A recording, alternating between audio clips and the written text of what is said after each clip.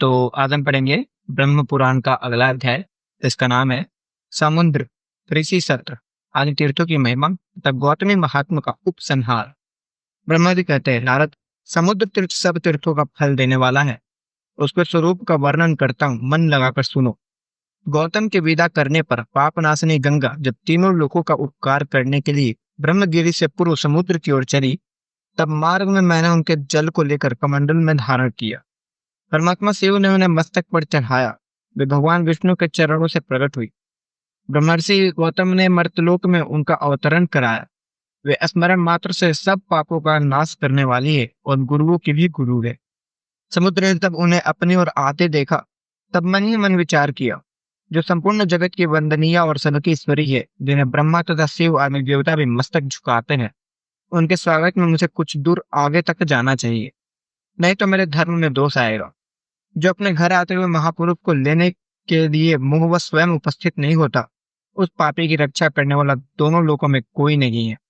यो विचार कर समुद्र मूर्तिमान हो हाथ जोड़े विनित भाव से गंगा जी के समीप आया और इस प्रकार बोला, देवी, तुम्हारा यह जल जो आकाश पाताल और मृत्युलोक में फैला हुआ है, मुझ में आकर मिले, इसके लिए मैं कुछ नहीं कहूंगा। मेरे भीतर रत्न, अमृत, पर्वत, राक्षस और असुर रहते हैं। इनको तथा अन्यान्य भयंकर जल जंतुओं को भी मैं धारण करता हूँ। मेरे जल में लक्ष्मी सहित भगवान विष्णु सदा शयन करते हैं।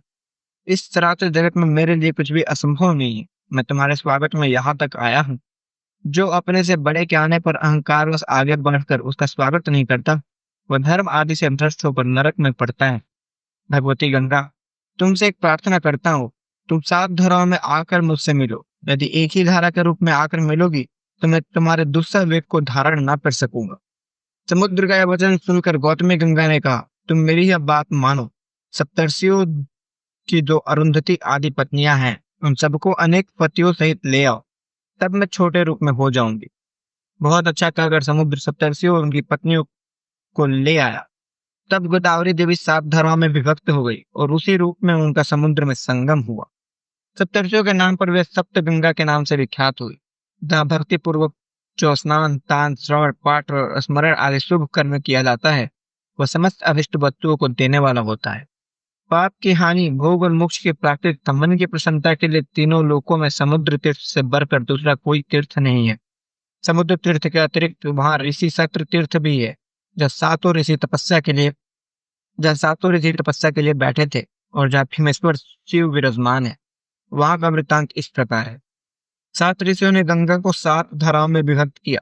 सबसे दक्षिण की धारा वशिष्ठ कहलाई, उससे उत्तर वैश्वामित्री, उससे उत्तर वामदेवी, बीच की धारा गौतमी, उससे उत्तर भारद्वाजी, उससे उत्तर आत्रेयी और अंतिम धारा जामदग्नि है।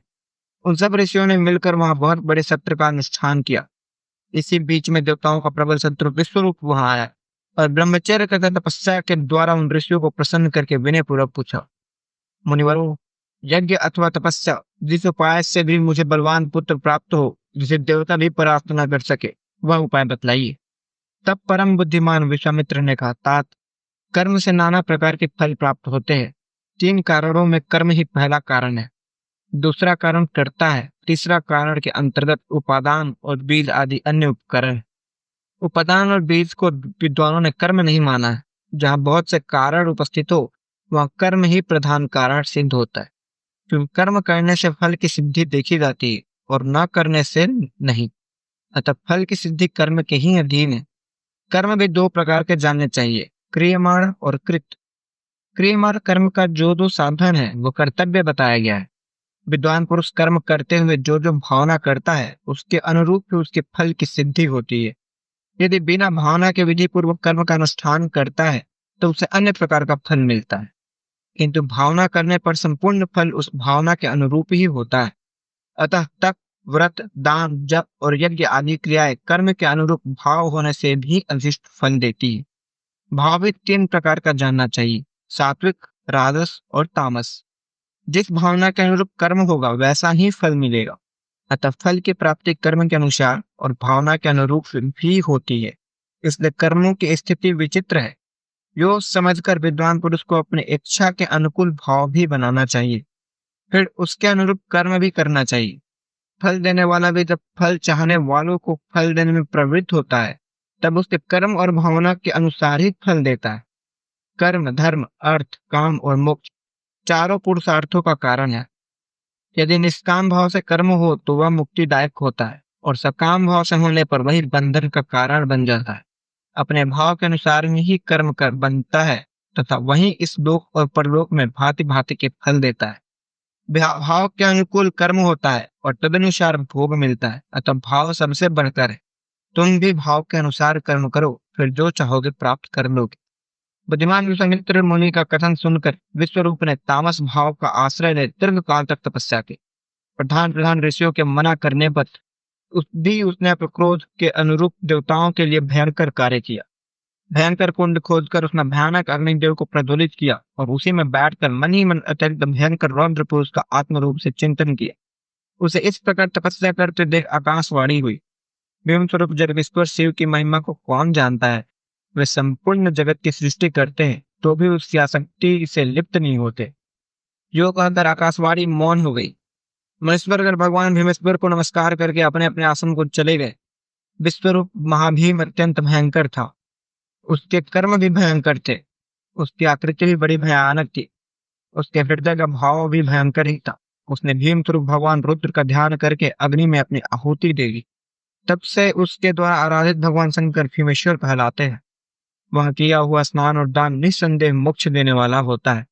जो सदा भक्ति पूर्वक इस प्रसंग का पाठ और श्रवण करता है तो देवताओं के स्वामी भीम स्वरूप भगवान शिव को प्रणाम करता है।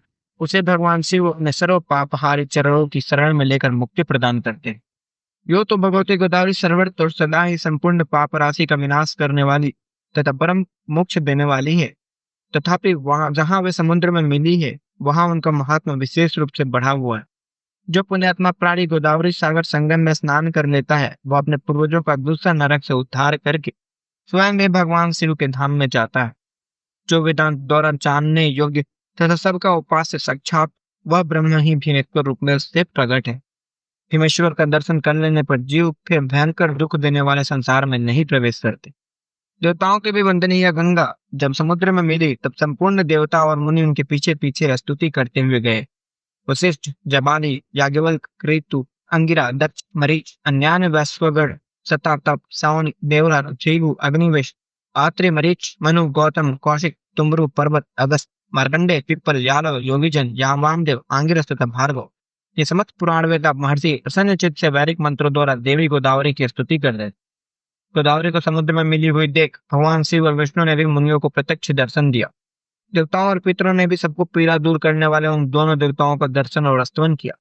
आदित्य, वसु, रुद्र, मरुद्गण, लोकपाल ये सब हाथ जोड़कर भगवान शिव और विष्णु की स्तुति करते थे। समुद्र और गंगा के सातों प्रसिद्ध संगमों पर सदा भगवान शिव और विष्णु स्थित रहते हैं। वहां महादेव जी गौतमेश्वर के नाम से विख्यात है। लक्ष्मी सहित भगवान विष्णु भी वहां नित्य निवास करते हैं। मैंने जो वहां शिव की स्थापना की है वह शिवलिंग ब्रह्मेश्वर के नाम से प्रसिद्ध है। देवताओं सहित मैंने अपने लिए कारण उपस्थित होने पर संपूर्ण लोगों के उपकार के लिए भगवान विष्णु का भी स्तवन किया था। वे विष्णु वहां चक्रपाणी के नाम से विख्यात है।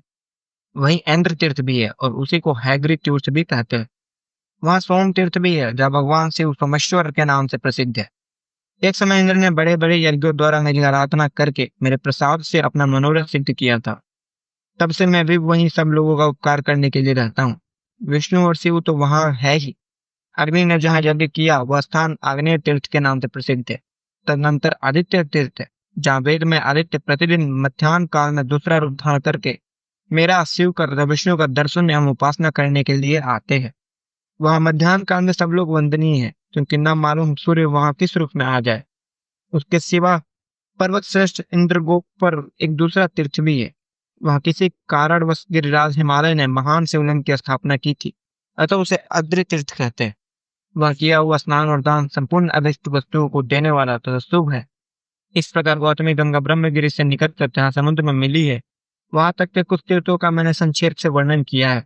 गौतमी गंगा वेद और पुराणों में भी प्रसिद्ध है। ऋषियों द्वारा भी उनकी बड़ी ख्याति हुई है। संपूर्ण विश्व ने उनके चरणों में मस्तक झुकाया। उनका प्रभाव अत्यंत महान है। नारद, किसमें इतनी शक्ति है जो गोदावरी की महिमा का पूरा पूरा वर्णन कर सके। जो भक्ति पूर्वक उनके गुणगान में प्रवृत्त हो गया था कंठचित उनकी महिमा का दर्शन कराता है, उसके उनके ऐसा करने में निसंदेह कोई अपराध नहीं है। इसलिए मैंने भी लोक कल्याण के उद्देश्य से अत्यंत प्रयास करके गंगा के महात्मा को संक्षेप से सूचित किया है। कौन गोदावरी के प्रत्येक तीर्थ का प्रभाव बता सकता है? कहीं किसी स्थान पर किसी विशेष समय में कोई उत्तम तीर्थ प्रकट होते हैं, परंतु गौतमी में सर्वत्र और सदा ही तीर्थों का वास है। फिर मनुष्य के लिए सब जगह और सब समय पवित्र है।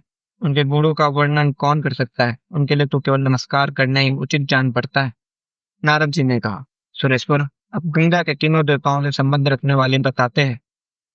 ब्रह्मर्षि, गौतम द्वारा लाई हुई लोक पावनी गंगा परम पवित्र और कल्याणमयी है। उनके आदि, मध्य और अंत में दोनों तटों पर भगवान विष्णु, शिव तथा आप व्याप्त है। उनकी महिमा में सुनने से मुझे तृप्ति नहीं होती, अतः आप पुनः संक्षेप से उनका महत्व बतलाइए। ब्रह्मा जी बोले, बेटा, गंगे पहले मेरे कमंडलू में थी, फिर भगवान के चरणों से प्रकट हुई, उसके बाद महादेव जी के जटाजूट में निवास करने लगी। महर्षि गौतम ने अपने ब्रह्म तेज के प्रभाव से यत्न पूर्वक भगवान शिव की आराधना की, जिससे यह ब्रह्मगिरी पर आई और वहां से चलकर पूर्व समुद्र में जा मिली। भगवती गोदावरी सर्व तीर्थमयी है, वह मनुष्यों को मनवांछित फल देती है, उनका प्रभाव सबसे बढ़कर है। मैं तीनों लोगों में कोई भी तीर्थ गोदावरी से बड़ा नहीं मानता। उन्हीं के प्रभाव से उन मन की सारी अभिलाषा पूर्ण होती है। आज भी उनकी महिमा का यथावत वर्णन कोई नहीं कर सकता। सब लोग भक्ति से सदा उनकी वंदना करते हैं। वे वस्तुतः साक्षात ब्रह्मा है, नारद है। मुझे तो यही सबसे बढ़कर आश्चर्य की बात जान पड़ती है कि मेरे वाणी में गंगा के गुणों का वर्णन सुनकर भी तीनों लोगों में रहने वाले सब प्राणियों की बुद्धि उन्हीं की ओर क्यों नहीं लग जाती? नारद जी ने कहा, भगवान, आप धर्म, अर्थ, काम तथा मोक्ष के ज्ञाता और उपदेशक हैं। आपके वचनों में रहस्यों सहित वेद, पुराण, स्मृति और धर्मशास्त्र आदि समस्त वांग में प्रतिष्ठित है। अतः आप बताइए, तीर्थ, दान, यज्ञ, तप, देव पूजन, मंत्र जप और सेवा में सबसे श्रेष्ठ क्या है? भगवान, आप जैसा कहेंगे वैसा ही होगा, इसके विपरीत कोई बात नहीं हो सकती। अतः मेरे इस संशय का निवारण कीजिए। ब्रह्मा जी बोले, नारद, सुनो, मैं रहस्यमय उत्तम धर्म का वर्णन करता हूँ। 4 प्रकार के तीर्थ है, 4 ही युग है, 3 गुण, 3 पुरुष और 3 ही सनातन देवता है। स्मृतियों सहित वेद 4 बताए गए, पुरुषार्थ भी 4 ही है और वाणी के भी 4 ही भेद है। ये सब समान है। धर्म सर्वत्र एक ही है, क्योंकि वह सनातन है। साध्य और साधन के भेद से उसके अनेक रूप माने गए। धर्म के 2 आश्रय है, देश और काल। काल के आश्रित जो धर्म है वह सदा घटता बढ़ता रहता है। युगों के अनुसार उसमें एक चरण की न्यूनता देखी होती जाती है। काल आश्रित धर्म भी देश में सदा प्रतिष्ठित रहता है। युगों का क्षय होने पर भी देश आश्रित धर्म की हानि नहीं होती। जो धर्म दोनों आश्रयों से हीन है, उसका अभाव हो जाता है। अतः देश के आश्रित रहने वाला धर्म अपने चारों चरणों के साथ प्रतिष्ठित होता है। देश आश्रित धर्म भिन्न भिन्न देशों में तीर्थ रूप से स्थित रहता है। सतयुग में धर्म देश और काल दोनों के आश्रित होता है। त्रेता में उसके 1 चरण की, द्वापर में 2 चरणों की और कलयुग में उसके 3 चरणों की हानि होती है। द्वापर और कली में क्रमशः आधे और चौथाई रूप में शेष रहकर धर्म चालू रहता है। कली में उसकी संकटमय स्थिति होती है। जो इस प्रकार धर्म को जानता है, उसके धर्म की हानि नहीं होती। जो घर से तीर्थ यात्रा के लिए निकलना चाहता है, उसके सामने अनेक प्रकार के विघ्न आते हैं, परंतु जो उन विघ्नों के मस्तक पर पैर रखकर गंगा जी के पास नहीं पहुंचता, उसने अपने जीवन में क्या फल पाया? गौतमी के प्रभाव का कौन वर्णन कर सकता है? साक्षात सदाशिव भी उनके वर्णन में समर्थ है। मैंने संक्षेप से इतिहास से गंगा के महात्मा का प्रतिपादन किया है। चराचर जगत में धर्म, अर्थ, काम और मोक्ष का जो भी साधन है, वह सब इस विस्तृत इतिहास में मौजूद है। इसमें वेदोक्त श्रुतियों का संपूर्ण रहस्य बताया गया है। जगत के कल्याण के लिए जो उत्तम साधन, जो उत्तम नाम वाला प्राचीन तीर्थ देखा गया है, उसी का वर्णन किया गया है। जो इस महात्मा का एक श्लोक अथवा एक पद में भक्ति पूर्वक पढ़ता और सुनता है अथवा गंगा गंगा योग उच्चारण करता है, वह पुण्य का भागी होता है। गंगा का यह उत्तम महात्मा कली के कलंक का विनाश करने वाला, सब प्रकार की सिद्धि और मंगल देने वाला है। संसार में समादर के योग्य है। इसके पढ़ने और सुनने से मनोवांछित फल की प्राप्ति होती है। जो 100 योजन दूर से भी गंगा गंगा का उच्चारण करता है, वह सब पापों से मुक्त होता है और भगवान विष्णु के धाम में जाता है। तीनों लोगों में 3.5 करोड़ तीर्थ है। वे सभी बृहस्पति सिंह राशि में स्थित होने पर गौतमी गंगा में स्नान करने के लिए आते हैं। बेटा, ये गौतमी मेरी आज्ञा से सदा सब मनुष्यों को स्नान करने पर मोक्ष प्रदान करेंगी। 1000 अश्वमेध और 100 वाजपेय यज्ञ करने पर जो फल मिलता है, वह इस महात्मा के श्रवण मात्र से प्राप्त हो जाता है। नारद, जिसके घर में यह मेरा कहा हुआ पुराण मौजूद है, उसे कली काल तक कोई भय नहीं है। यह उत्तम पुराण जिस किसी मनुष्य के सामने कहने योग्य नहीं है, श्रद्धालु शांत एवं वैष्णव महात्मा के सामने ही इसका कीर्तन करना चाहिए। यह भोग और मोक्ष देने वाला तथा पापों का नाश करने वाला है। इसके श्रवण मात्र से मनुष्य कृत्य कृत्य हो जाता है। जो अपने हाथ से लिखकर यह पुस्तक ब्राह्मणों को देता है, वह सब पापों से मुक्त होकर फिर कभी गर्भ में नहीं आता।